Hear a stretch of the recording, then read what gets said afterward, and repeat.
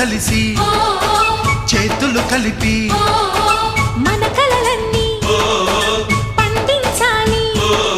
ఒక చోట పుట్టని కోడళ్ళు అయ్యారు అమ్మకే కూతుళ్ళు. త్వరలోని ముద్దుగా పుడతారు ఈ తాత పోలికల మనవళ్ళు. ఈ సంతోషాలు సరదాలే మా పండుగ.